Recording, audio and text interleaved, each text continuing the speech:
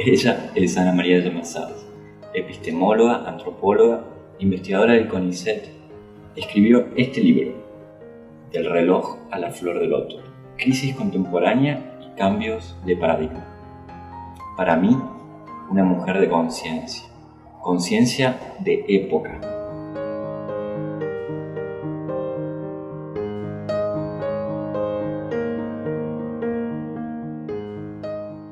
Del reloj a la flor del loto. ¿Nos contás un poquito esa metáfora del libro? Exacto, sí. Es una alusión al cambio de paradigmas. Es una alusión metafórica, como vos decís, una forma poética de describir el proceso que estamos viviendo de pasaje de un paradigma que está emblemáticamente representado por el reloj, que sería el paradigma de la modernidad, caracterizado por el mecanicismo, es decir, la concepción de que el mundo es una máquina y nosotros también, los seres humanos, toda la naturaleza, se pensó más como una máquina que como un organismo. El paradigma materialista, determinista, etcétera, tiene todos estos rasgos que voy describiendo a lo largo del libro. Y la flor del loto es otra metáfora. Es una metáfora que nos conduce a un símbolo universal, que es la flor, en principio, algo que florece, algo que nace desde una semilla y que germina y que se planifica y se abre y da sus frutos y crece orgánicamente. El loto, si bien es un símbolo que tal vez en primera instancia remite a Oriente, la verdad que es un símbolo universal y que también está en la tradición occidental,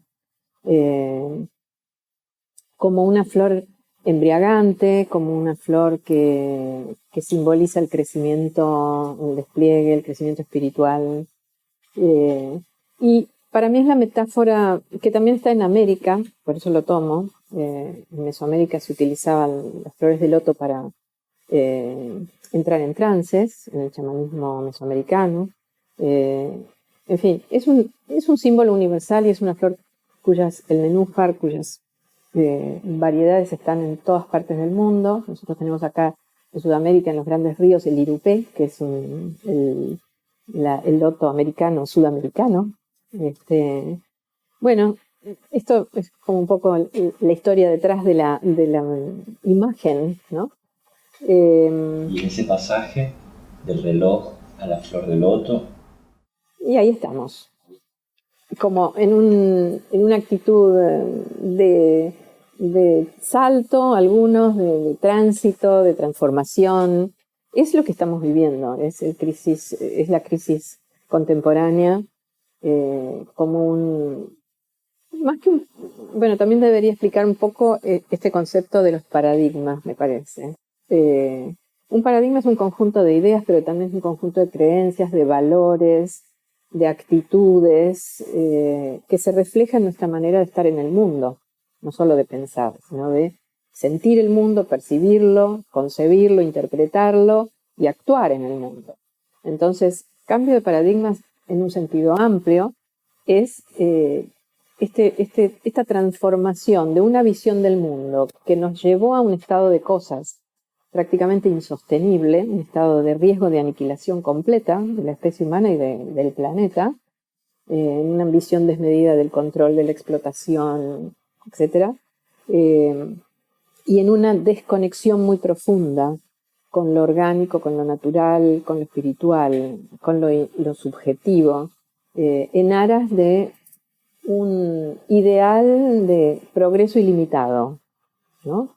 Esta transición es este pasaje, justamente, de la metáfora del mundo como un reloj y de nosotros como pequeños relojitos que tenemos que funcionar y rendir, a un mundo, a una visión de mundo más inspirada en una metáfora orgánica, donde el desarrollo del ser que se pueda dar así como una flor, ¿no? Que incluso la flor del loto tiene una simbología muy particular porque une sus raíces, es de aguas semiprofundas, entonces sus raíces siempre están en el fango, en lo que nosotros desde una visión más tradicional, incluso del chamanismo, que es otra de las disciplinas y conocimientos que yo transito, llamamos el inframundo, es decir, las raíces donde estamos asentados, se desarrolla en el agua buscando la luz y florece en la superficie. Así que recorre, como podríamos decir, los 3 planos del mundo, ¿no? Los planos inferiores, los planos medios y los planos superiores. Y la flor en sí, puedo mostrar una pequeña flor de loto que tengo acá, porque tengo muchas que me acompañan. La flor es una de las flores más mandálicas que hay. Por eso se utiliza en Oriente como un símbolo de perfección, de totalidad, de pureza, porque tiene un centro, se despliega, bueno, tiene una gran belleza, una gran armonía, como todo mandala. Así que yo lo tomé como una metáfora del momento de crisis y de transición entre 2 visiones del mundo, ¿no? ¿Y cómo transitar esa crisis sin que nos lleve puestos y salir transformados? Es una buena pregunta. La crisis muchas veces parece que nos va a llevar puestos porque, yo digo, es de tal magnitud la crisis hoy, desde el cambio climático que lo estamos viviendo día a día. Hace pocas semanas se desprendió un gigantesco iceberg de la Antártida, que es una señal inequívoca del derretimiento de los polos y del calentamiento global. Simultáneamente, los organismos internacionales y los gobiernos parecen seguir sordos y mudos e inactivos frente a esta realidad, este cambio que todos experimentamos, de que el clima está completamente alterado, pero no solo lo climático, porque empezamos a bajar y ves las economías, las sociedades, bueno, la salud y el alma humana. Es decir, que la crisis atraviesa como si fuera una espada, digo yo, de arriba abajo, y además no discrimina porque es de oriente a occidente. Hoy en día el paradigma moderno y occidente ha dejado de ser una categoría geográfica o histórica. Hoy occidente es una categoría de conciencia. Todos pensamos según el paradigma occidental, inclusive los orientales o inclusive los nativos que tienen que occidentalizarse para como subirse a este sistema y no. Entonces nos atraviesa a todos.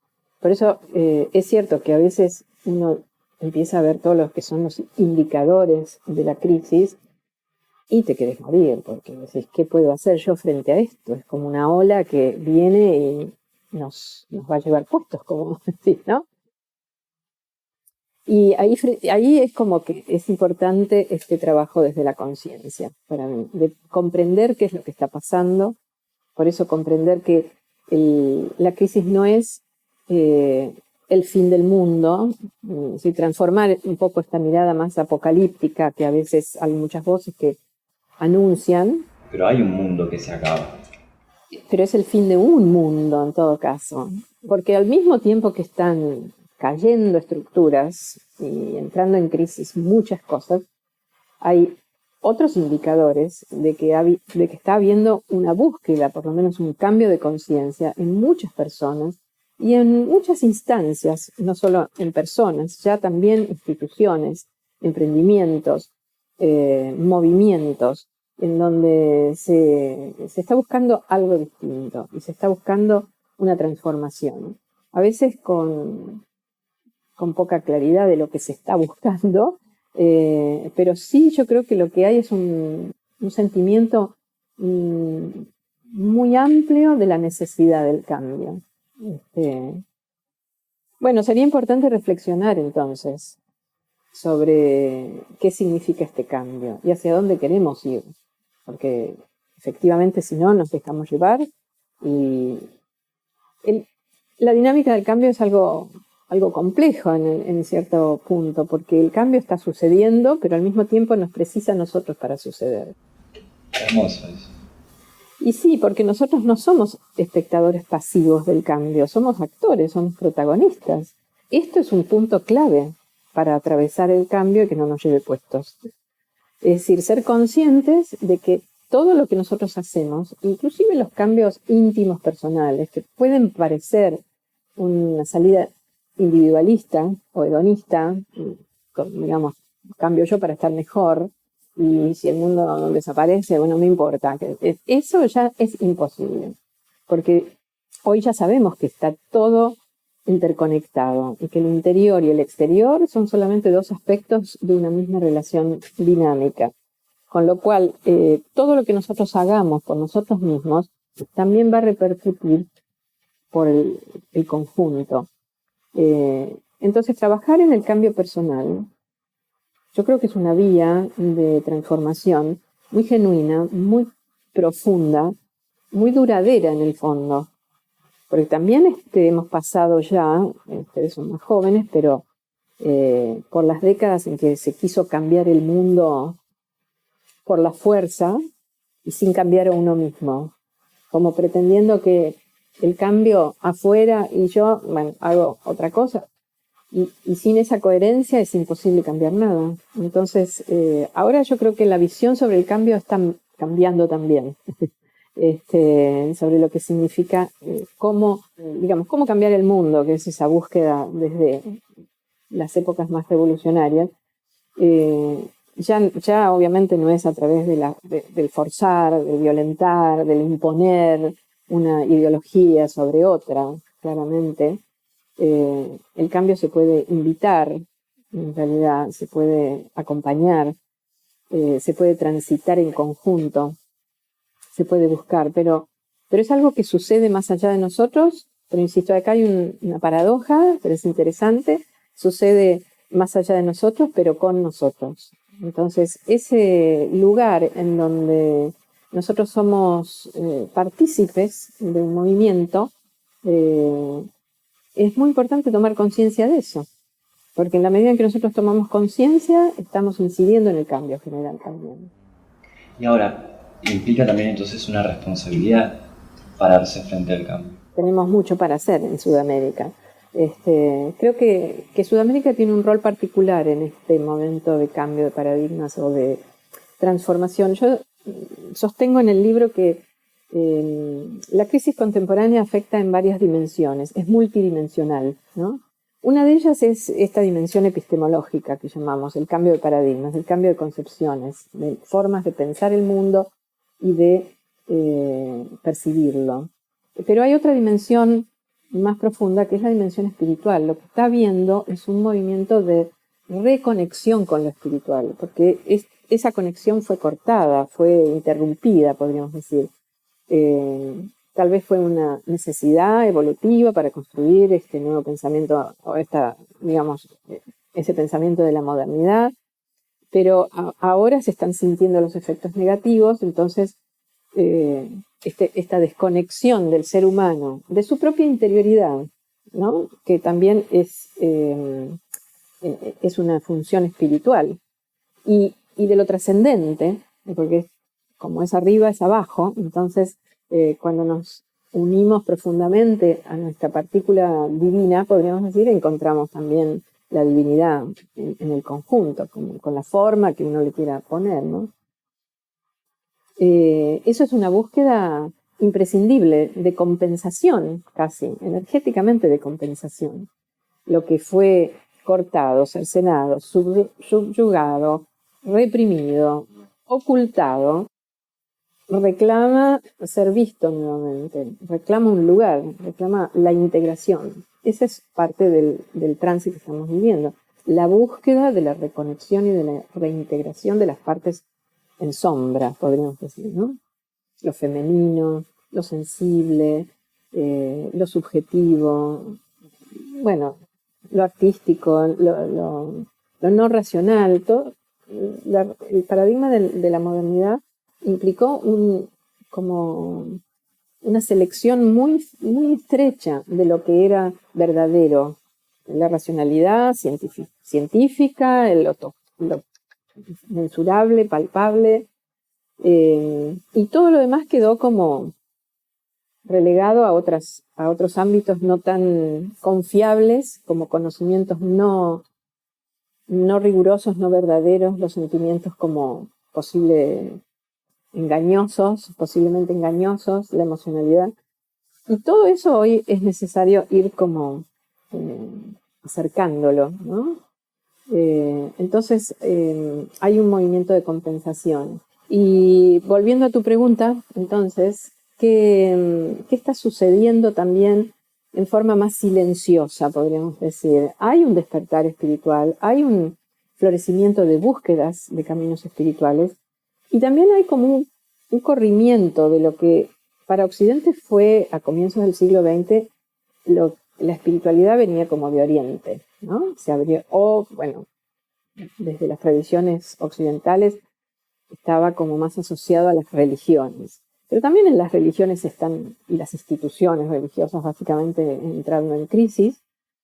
Entonces es importante discriminar entre religiosidad y espiritualidad, porque religiosidad está más ligado a lo instituido, a doctrinas, y espiritualidad, que es esta búsqueda hoy más amplia, más ecuménica, como una búsqueda personal de conexión con lo trascendente, ¿no? Donde ahí surgen muchas vías, muchos caminos, pero básicamente esta idea de que el camino y que el maestro está dentro nuestro, que hay un camino que es personal, más allá de que por tramos lo podamos hacer con otros, ¿no? Y con maestros, por supuesto, también, pero el verdadero maestro somos nosotros mismos. Entonces, eso distingue la espiritualidad contemporánea. Y esto de haber asociado tanto la espiritualidad con lo oriental, que fue también y es en cierta forma como una moda, una tendencia, hoy está cambiando un poco y hay un resurgimiento de la espiritualidad americana originaria. Y entonces allí surge una figura interesante que es cómo los pueblos originarios de América conciben y nombran este momento. Se habla de un nuevo Pachacuti en las culturas de los Andes, por lo menos de Sudamérica. Pachacuti significa el darse vuelta a la tierra, una gran transformación, una transformación de la naturaleza y del planeta, pero acompañada por transformaciones sociales y básicamente una transformación de la conciencia colectiva. Es decir, es esto, un cambio de una visión de mundo a otro. Pacha significa en quechua la tierra, pero más que la tierra física, significa el estar aquí y ahora. Es una dimensión temporoespacial el concepto de Pacha, es estar en este momento presente. Y Kuti, que viene de la palabra Kutek, en realidad significa transformación, movimiento, el darse vuelta. Entonces un Pachacute es un momento de transformación profunda del espacio-tiempo. Y tiene otra acepción muy interesante, porque en las lenguas originarias las palabras no tienen un solo significado, y en el nuestro tampoco, que es el amanecer, la nueva aurora. Está implicando esta visión prospectiva de que después de esta revolución, de esta profunda transformación que implica destrucción también de estructuras que ya no van, que ya no sirven, va a venir lo nuevo, o ya está anunciándose como una nueva aurora, lo nuevo en el horizonte.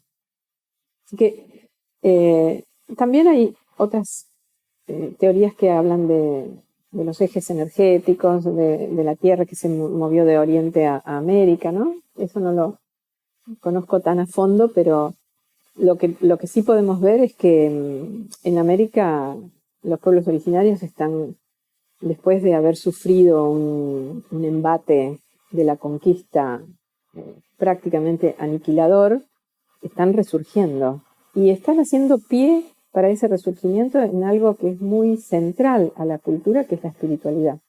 Entonces, ese es como el eje, el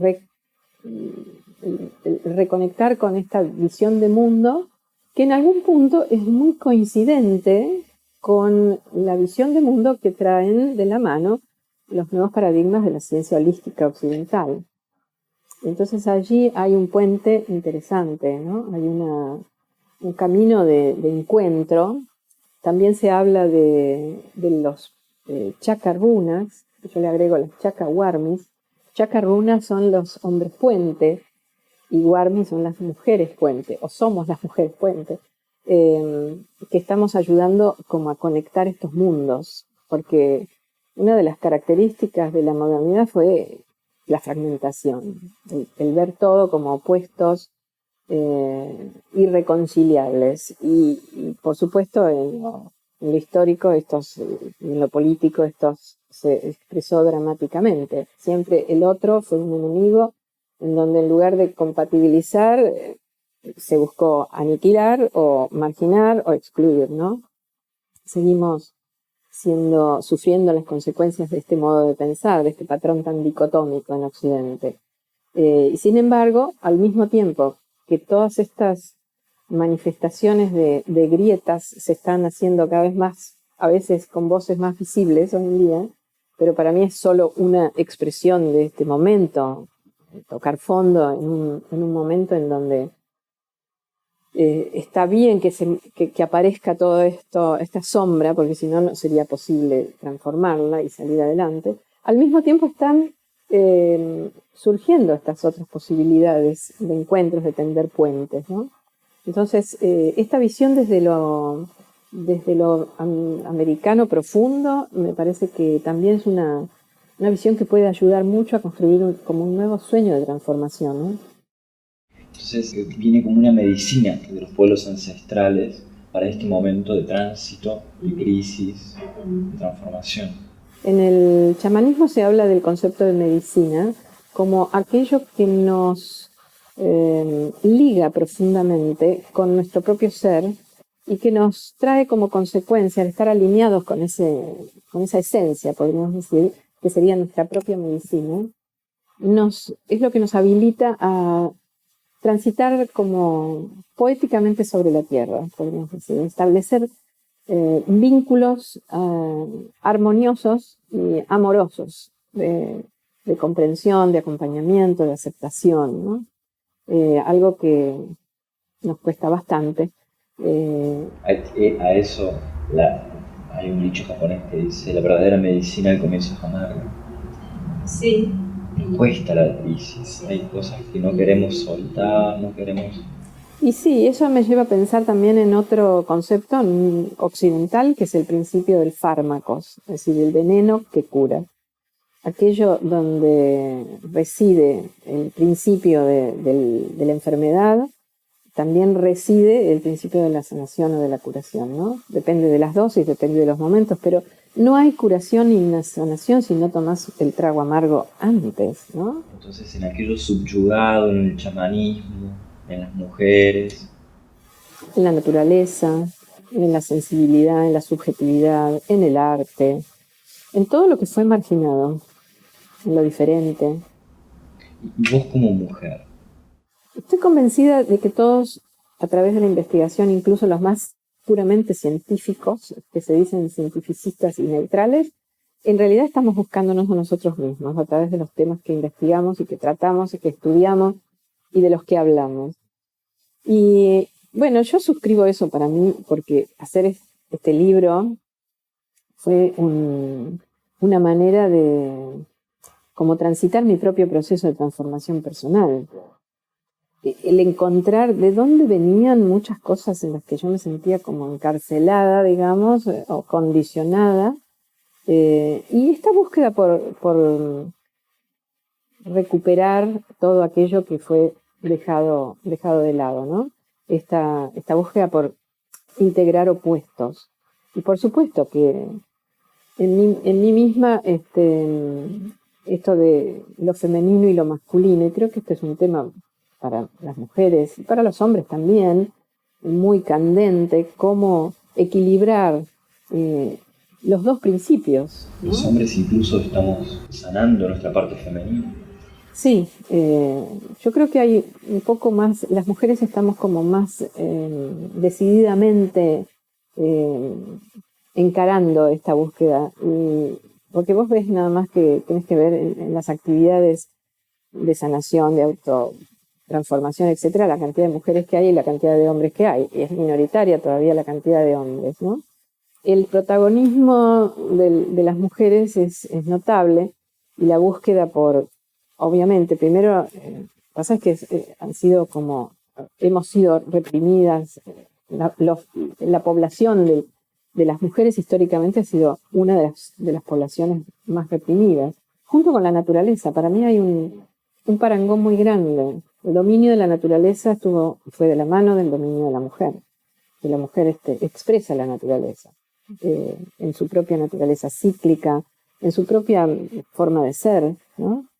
Pero esto también está en los hombres. Entonces, así como fue reprimidas las mujeres porque encarnábamos claramente este principio y fue necesario acallar, en los hombres también fue cercenado todo lo que tuviera que ver con la ternura, con la emotividad, con la subjetividad, con el disfrute, en todos, ¿no? El tema más del erotismo en el sentido del amor por la vida también, o por el disfrute por la vida, ¿no?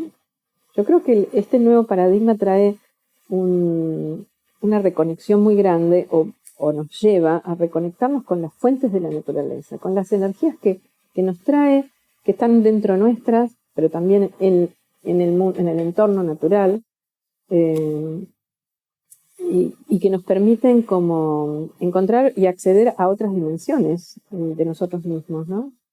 Así que yo como mujer, a mí me costó bastante tratar de, y sigo en esa búsqueda de compatibilizar y de como no enfrentar, ¿no?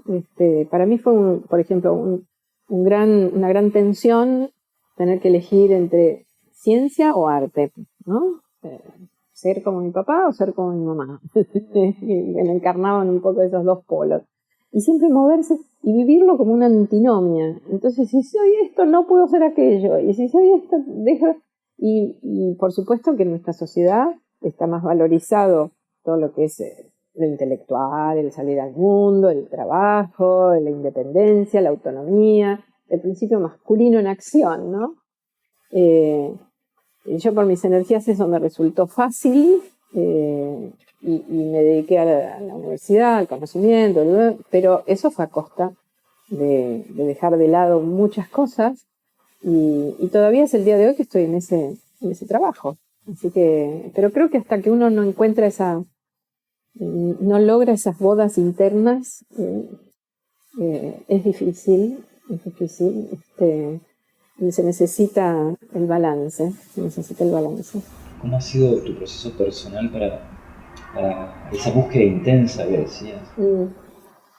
Y yo debo reconocer que me puedo describir como una buscadora. Entonces, mi búsqueda fue muy por lo intelectual al principio. Después fui integrando las partes más emocionales y corporales. El cuerpo para mí es como un territorio sabio, que nos guía a través del dolor, a través de las enfermedades, también a través del placer, hacia aquellas regiones que necesitamos explorar, abrirles la puerta, ¿no? Entonces, escribir siempre, yo al principio trabajé como periodista, escribir me sale fácil, digamos, no es que sea fácil, bueno, investigar y todo eso tiene sus aspectos angustiosos, podríamos decir, cuando no te sale, cuando te trabas, cuando querés decir y sos muy perfeccionista, como pasa a mí, no te gusta como lo dijiste. Pero en realidad, bueno, un libro es una cosa maravillosa porque a mí por lo menos me puedo transmitir esta experiencia. Tener un proyecto de escribir un libro es un proyecto vital. A mí me sacó de una depresión muy grande tener una propuesta editorial para publicar este libro en determinado momento, y me sirvió para arrancar y empezar y escribir y mandar capítulos y así, ¿no? Así que para mí fue este libro lo quiero muchísimo. Si bien he escrito muchas otras cosas, pero realmente este libro es como mi obra más directa, porque además es la más comprensiva, en la que toco más aspectos, y donde me permití además decir muchas cosas que iban surgiendo a medida del proceso de la escritura, que también eso es una cosa maravillosa para para compartir. La tarea de escribir es como, uno se puede planificar, sí, es importante hacer un plan, el índice, lo que sea, pero hasta que uno no se sienta y empieza y da forma, yo siento que debe ser como, yo no hago escultura, pero me imagino que es así como, hoy un poquito, acá le pones, acá le sacás, ¿viste? Porque los textos tienen todo un trabajo hasta que realmente decís, bueno, formo con esta forma, también en algún momento hay que bajar la cortina y decir, basta, porque si no es eterno, pero se escriben en alguna medida. Y esa es la instancia más, para mí, más transformadora de la tarea de escribir. Cuando vos sentís que algo se escribe a través tuyo. Cuando sentís que podés dar tus manos como instrumento, sería, ¿no? Tus manos, tu emoción, tu cabeza. Y que tienen su propia lógica y que ya vienen, ya están. Como que si ya estuvieran escritos en otro lado, ¿viste? Y uno simplemente los tiene que medio bajar y darle la forma y el lenguaje, ¿no? Y bueno, la verdad que también escribir un libro de esta naturaleza, que vos el otro día me lo decías, tantos agradecimientos, me llevó casi 15 años la gestación del libro, te diría, desde el primer momento en que yo dije, bueno, este tema lo podría escribir en forma de libro, que no fue una idea mía, fue idea de otra persona, a quien le agradezco en el libro, que me invitó a poner una charla que yo di por escrito. Me dice, vos lo que tenés que hacer es escribir un libro y te va a salir en 4 meses, me dijo. Muy optimísticamente. Me llevó 15 años, tal vez por mi exceso de rigurosidad, pero la verdad que me siento muy agradecida también a esa rigurosidad porque le dio a este libro, a esta temática, un tratamiento que por ahí no siempre se le da. Yo estoy conforme de que este es un libro contenta, te diría, más que conforme. Que es un libro que dice mucho y lo dice bastante bien, o por lo menos esas son las devoluciones que vengo teniendo, que llega, es decir, que llega y no solo a la cabeza, que llega al corazón de las personas.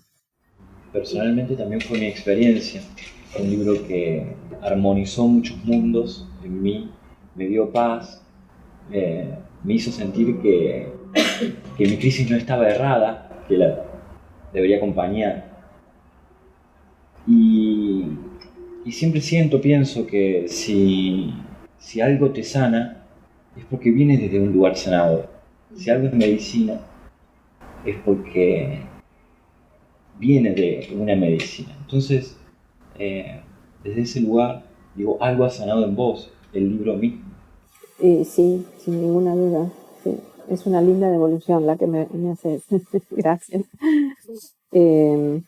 El proceso de sanación es un proceso muy misterioso, realmente, ¿no? Y creo que también multidimensional. Hay un aspecto de la sanación, si querés, porque todos necesitamos sanación del alma, del espíritu, y el mundo necesita sanación no solo del alma y del espíritu, sino de las estructuras materiales concretas que están en crisis, ¿no? Pero hay un aspecto de ese proceso de sanación que es la comprensión, en el que yo quería hacer un poco de hincapié, porque me parece que es imprescindible que nos conectemos desde esa fuente, que es una fuente encarnada, emocionalmente encarnada, lo que nos pasa, y que trabajemos con coraje en cuanto a ver esas heridas. O sea, a veces hay que reabrirlas para limpiarlas y que salga, ¿no? Enfrentarnos a nuestra propia sombra, como se dice en la terminología junguiana. Y esto es un proceso que si no le pones el cuerpo y no le pones la emoción, no es transformador. Pero yo creo que es imprescindible ponerle un tercer ingrediente que es la comprensión. La conciencia se genera cuando se hace una sinergia entre vivencia, emoción, comprensión, intuición, es decir, todas las vías de conocimiento para alinearse y producir ahí un efecto, ¿no? Donde algo sana, es decir, algo ya está como más ordenado, podríamos decir. Después de todo, se puede pensar qué es es un trauma, qué es una herida, ¿no? Sino una desarmonía, un desequilibrio, algo que no está en su lugar, sería. Desde una concepción más orgánica, más holística, incluso desde la concepción tradicional y chamánica, la curación es alinear planos energéticos, el físico, el emocional, el mental, ¿no? Las medicinas alternativas trabajan con ese mismo concepto, un concepto más integral.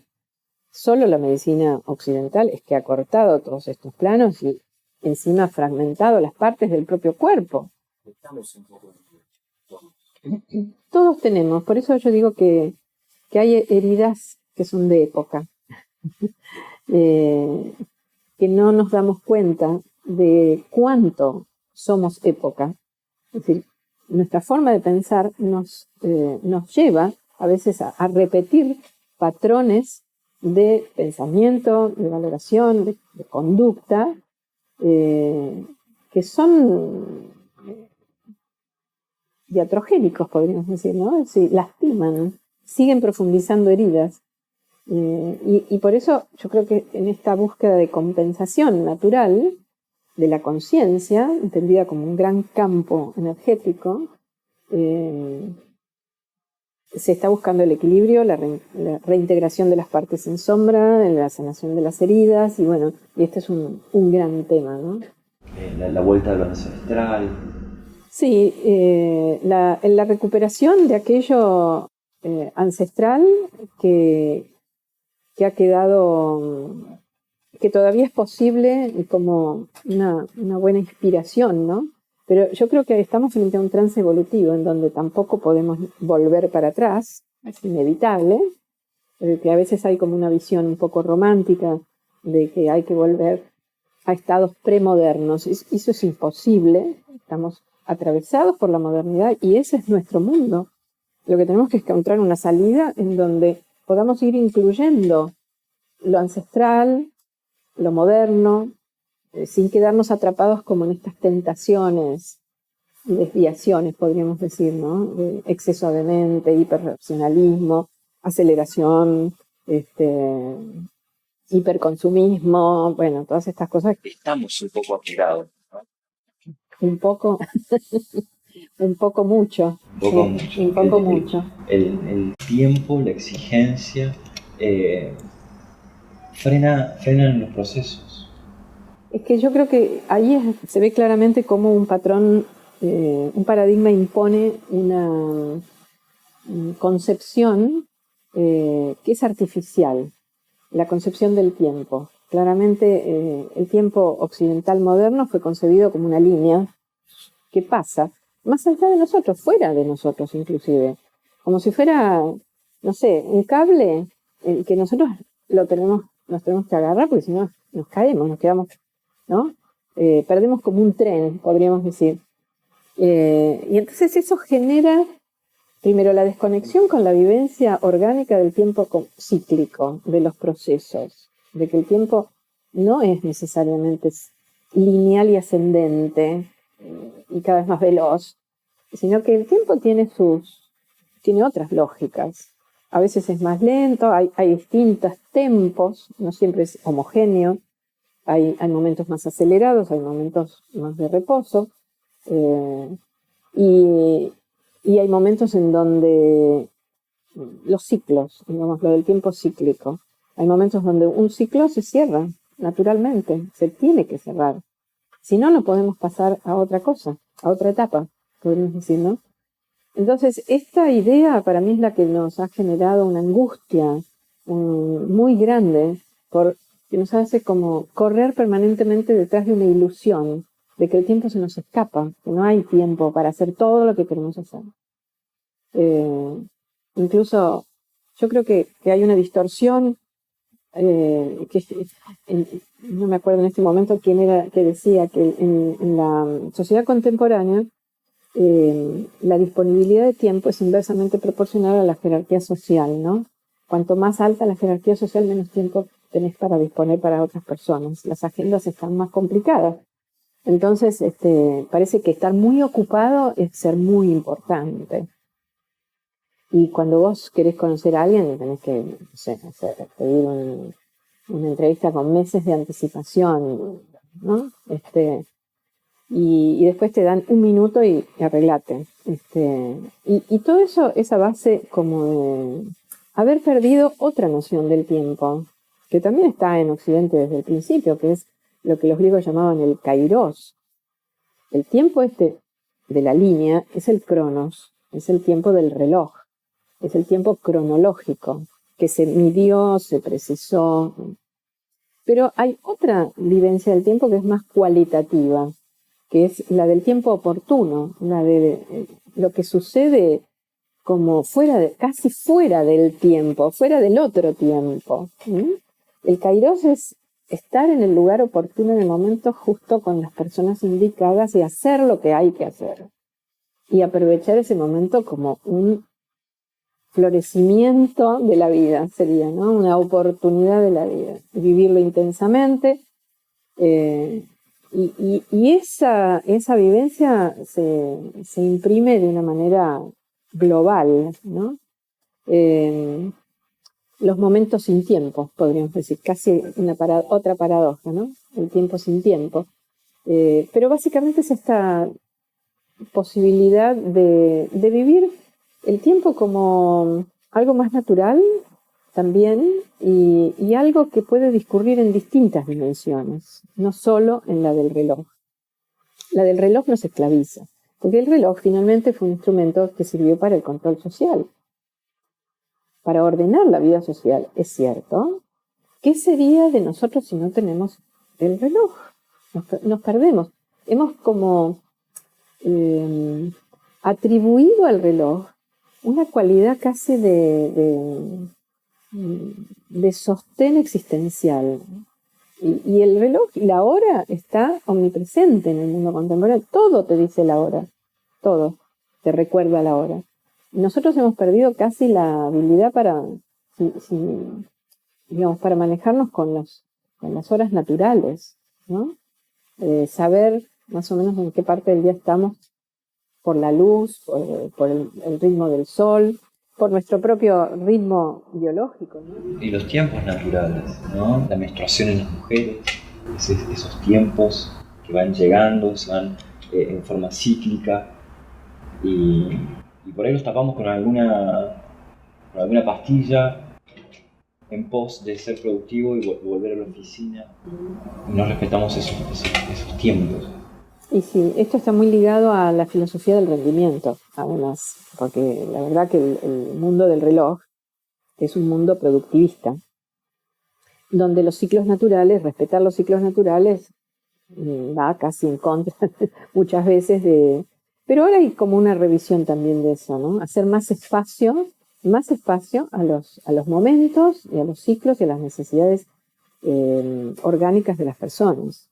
Pero bueno, estamos todavía lejos. Más tiempo para maternidad. Sí, para maternidad y para paternidad, ¿no? Para las enfermedades, para las cosas personales también, ¿no? Desde los nuevos paradigmas ha surgido como un concepto que es muy profundo, que es el de sincronicidad, que está relacionado con esto que hablábamos del kairos en un punto. La sincronicidad que la desarrollaron como idea Jung y Pauli, un físico cuántico, en una relación de colaboración y de sanación también, porque Pauli fue paciente de Jung y después de muchos años establecieron una relación de amistad más allá de ser uno paciente del otro, una relación de colaboración. Desde la física y la psicología buscaban más o menos lo mismo, ¿no? El principio de sincronicidad expresa esto. Cuando un hecho de la realidad objetiva se alinea, podríamos decir, con un hecho de la vivencia que a la persona le resulta significativo. Entonces, hay como un alineamiento entre dos planos de la realidad, el más material y el más energético, podríamos decir, ¿no?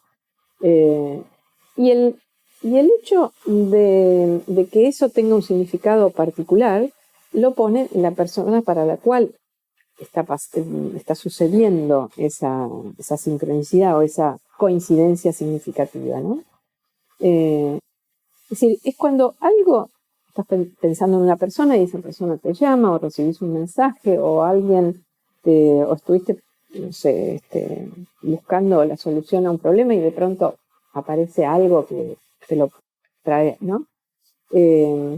O sucede un hecho que manifiesta un hecho material físico que manifiesta en un plano lo que está sucediendo en otro plano menos visible, podríamos decir, ¿no? Como una emergencia en la realidad material de algo que está acoplándose en la realidad no material. Y el lugar donde esto sucede es la subjetividad de las personas. Entonces es muy interesante porque ahí hay como se pone de manifiesto también, por un lado, la continuidad entre la psique y la materia, que esto es lo que buscaban ambos como frontera de la investigación que todavía está por ser explorada, ¿no? La unidad entre el plano psíquico y el plano físico. Pero por otro lado, la evidencia de esta continuidad y de la participación del sujeto, que hace que esta continuidad se ponga en acto, podríamos decir, ¿no?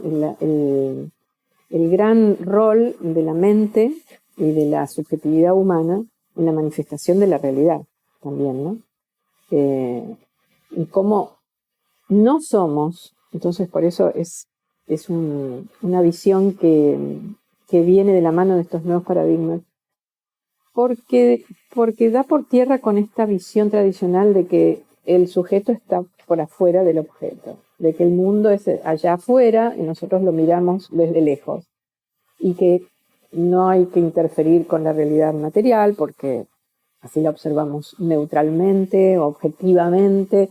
En realidad, después de la física cuántica, de la relatividad, de la psicología profunda, de este principio de sincronicidad, sabemos que el observador es fundamental para la manifestación de la realidad.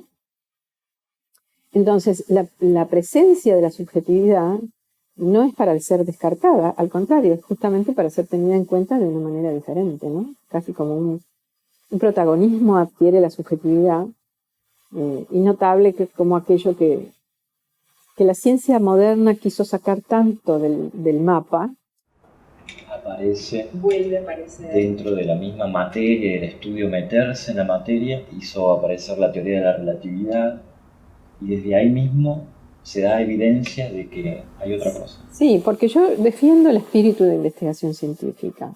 Creo que si bien la ciencia tomó un camino hacia el hipermaterialismo, hiperracionalismo, la supuesta objetividad, etc., yo creo que el espíritu de investigación científica, el espíritu de la ciencia, que es la búsqueda, es la curiosidad, y que tiene que ver con otra cosa tal vez más profunda, que es ¿para qué vino la especie humana a este mundo? Es que es a brindar el servicio de nuestra propia conciencia reflexiva. La conciencia como un continuum de la vida emerge, la conciencia reflexiva emerge con la especie humana, ¿no? Y esto tiene un sentido muy trascendente, si lo vemos en términos de macroevolución, que es poner justamente esta capacidad que tiene el ser humano de desdoblarse, de reflexionar, para buscar, para investigar, para verse a uno mismo, para ver la realidad, es decir, el desarrollo de la conciencia al servicio del cosmos y del universo, es decir, como ponerlo para que el mismo universo se vea reflejado a través de nuestra conciencia reflexiva. No sé si es un poquito complicado, pero somos como espejos de la naturaleza y del cosmos. Entonces, el verdadero, auténtico y profundo sentido de la ciencia es ejercer este rol.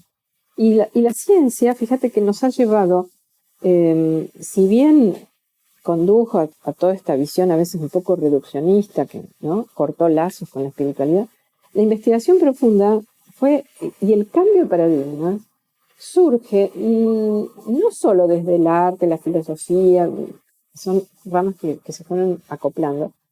El verdadero cambio de paradigma surge desde la ciencia, porque nuestra sociedad, que es una sociedad que le cree a la ciencia como conocimiento verdadero, ¿cuándo se empieza a transformar? Cuando la ciencia misma, a través de la física, el núcleo más duro de la ciencia, empieza a decir, no, la realidad no es así como lo vemos. No es tan sólida, tan estable, tan material exclusivamente, tan fragmentable. La realidad es otra cosa, la realidad física, ¿no? Es más energía, es más fluido, es más vacío, es más incertidumbre, es más dinámica, es mucho más parecida a algo, no tanto a un ladrillo de una casa, sino a una pieza de música que deviene, que tenemos que dejarla ser para que se manifieste.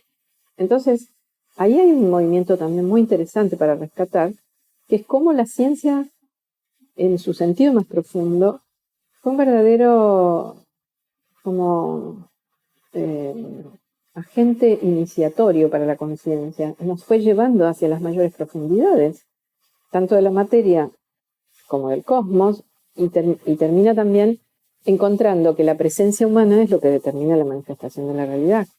Entonces, de ahí que acople maravilloso, ¿no? Las profundidades de la materia, las inmensidades del cosmos y las supervelocidades del espacio-tiempo terminan como integrándose en el principio del observador. Es decir, que al hacer una observación vos modificás el resultado de la observación. Dice que nuestra presencia es imprescindible. Y volvemos al comienzo de esta charla, ¿no? De cómo cambiar el mundo. Claramente tenemos un rol que nos hace sumamente responsables del curso de las cosas, ¿no? Entonces tenemos que poner nuestra conciencia, porque en la medida en que nosotros pensamos el mundo de una manera, ese mundo va a parecerse bastante a nuestro pensamiento. Y si cambiamos nuestros pensamientos, nuestros sentimientos, nuestras emociones, también ese mundo va a empezar a cambiar. Siento que ante esta crisis no fuiste indiferente. No puedo ser indiferente, creo que es muy difícil ser indiferente. Hace unos años atrás por ahí uno podía mirar para otro lado o barrer la tierra debajo de la alfombra y decir me voy al campo, es una expresión, pero hoy en día nos afecta a todos, nos llega a todos. Distintas... Tu reacción fue hacer un libro, clases de chamanismo. Sí, mis posibilidades, sí. No sé si reacción, es lo que yo siento que puedo dar y que puedo hacer. Por supuesto que caminos de acción hay miles, porque cada uno tiene que como encontrar aquello en donde vibra más y donde tenés tus talentos y podés darlos. Yo creo que en definitiva ese también es un secreto, poner nuestros propios talentos al servicio del cambio y la transformación, ¿no? Encontrar aquello donde uno es mejor, sería, ¿no? Donde te sale más fácil, sería, nada de esfuerzo, sino fluir más naturalmente. Es todo un trabajo, pero vale la pena.